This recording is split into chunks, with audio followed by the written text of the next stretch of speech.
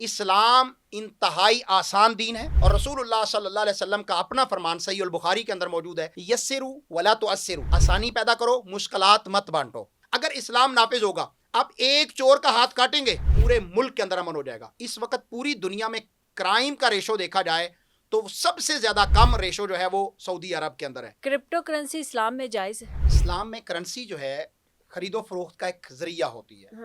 اب crypto currency اس دنیا کا، اس دور کا ایک لیٹسٹ جو ہے وہ کرنسی ہے جو ڈیجٹ کی صورت میں ہوتی ہے اور اس کی باقاعدہ مینوفیکچرنگ کے لیے بڑے بڑے کمپیوٹرز جو ہیں وہ ہوتے ہیں۔ کچھ لوگ اسلامی قوانین کو بڑا سخت سمجھتے ہیں۔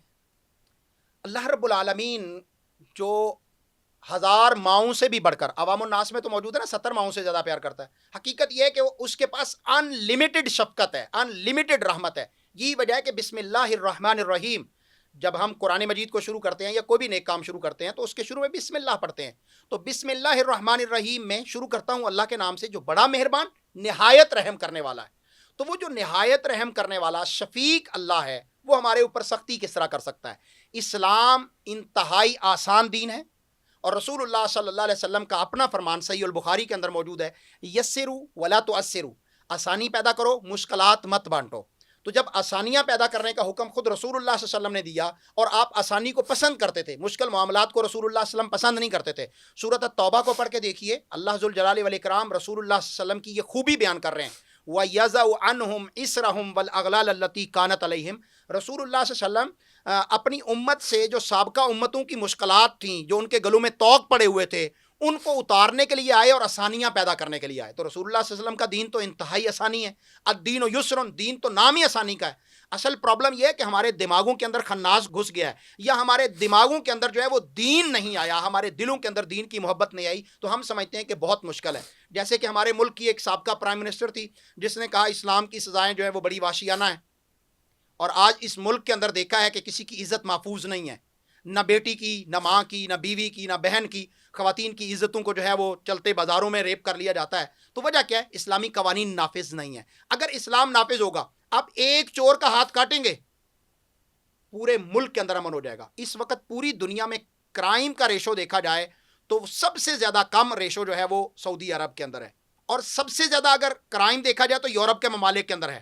ہر سیکنڈ میں قتل ہو رہا ہے یا کوئی اور جو ہے وہ ریپ ہو رہا ہے۔ جہاں پر اسلام کا قانون نافذ ہو وہاں پر اللہ کی رحمت ہوتی ہے، اور اسلام کا وہ جو حکم ہے وہی کافی ہے کہ چور کا ہاتھ کاٹا جائے، یا زانی ہے تو اس کو سنسار کیا جائے، تو پھر وہ دوسرے لوگوں کے لیے عبرت ہوتی ہے۔ جیسا کہ سورۃ نور میں اللہ رب العالمین نے فرمایا وَلْيَشْهَدْ عَذَابَهُمَا طَائِفَةٌ مِّنَ الْمُؤْمِنِينَ۔ جب آپ اس کو کسی کو سزا دے رہے ہیں، پنشمنٹ دے رہے ہیں جو اسلامی سزا ہے، تو اس وقت دیکھنے والے بھی موجود ہوں تاکہ اس سے عبرت حاصل کریں۔ جب ایک کو سزا ملتی ہے تو باقی سب کے لیے الارمنگ ہوتی ہے، وہ پھر نہ چاہتے ہوئے بھی اس چیز سے رک جاتے ہیں۔ تو اسلام کی سزائیں جو ہیں وہ شفقت ہیں، وہ رحمت ہیں، وہ آپ کے گھر کو محفوظ کرنے کے لیے، آپ کے مال کو محفوظ کرنے کے لیے، آپ کی جان کو محفوظ کرنے کے لیے اللہ رب العالمین جو الحکیم ہے، الرحیم ہے، اس کی طرف سے نافذ کی گئی ہیں، اور یہ بندوں پر مشکل نہیں ہے۔ ایک دو ایگزامپل سیٹ کرنی ہوتی ہیں، پھر پورا معاشرہ سیدھا ہو جاتا ہے۔ کرپٹو کرنسی اسلام میں جائز ہے؟ اسلام میں کرنسی جو ہے خرید و فروخت کا ایک ذریعہ ہوتی ہے۔ نبی کریم صلی اللہ علیہ وسلم کے دور میں کرنسی کا جو چیز تھی وہ درہم اور دینار، سونا اور چاندی کے سکے ہوتے تھے، جن کو جو ہے وہ درہم و دینار کہا جاتا ہے، وہ کرنسی تھی۔ اور اس کے علاوہ بھی جو ہے وہ لین دین کے معاملات ہوتے تھے، تو چیزوں کے ساتھ تبادلے ہوتے تھے۔ مجھے گندم کی ضرورت ہے، کسی کو کھجور کی ضرورت ہے، تو اس طرح بھی چیزوں کے تبادلے کیے جاتے تھے۔ تو اسلام نے اس کو جو ہے وہ باؤنڈ نہیں کیا۔ پھر پیپر کرنسی آ گئی، پیپر کرنسی میں بھی اس کی بہت ساری ورائٹیز آ گئیں۔ پھر ایک دور ایسا آیا کہ آپ جو ہے وہ اپنی کرنسی کو کسی بھی ادارے میں رکھتے تھے، اور وہاں سے آپ کسی بھی سورس سے، چیک کے صورت میں یا اے ٹی ایم کارڈ کی صورت میں، یا پھر اور بھی بہت سارے سورسز ہیں، جیسے کہ اب ایپس آ گئی ہیں، ایپ کے ذریعے بھی آپ پیمنٹ ٹرانسفر کر سکتے ہیں۔ تو یہ ٹھیک اور درست ہے۔ اب کرپٹو کرنسی اس دنیا کا، اس دور کا ایک لیٹسٹ جو ہے وہ کرنسی ہے جو ڈیجٹ کی صورت میں ہوتی ہے، اور اس کی باقاعدہ مینوفیکچرنگ کے لیے بڑے بڑے کمپیوٹرز جو ہیں وہ ہوتے ہیں، اور ان کے ساتھ اس کے کوڈز ہوتے ہیں جن کو ڈی کوڈ نہیں کیا جا سکتا، جس کرنسی کو کرپٹ نہیں کیا جا سکتا، اسی لیے اسے کرپٹو کرنسی کہا جاتا ہے۔ یہ کرنسی چوری نہیں ہو سکتی جب تک آپ کے پاس اس کے کوڈز موجود ہوں۔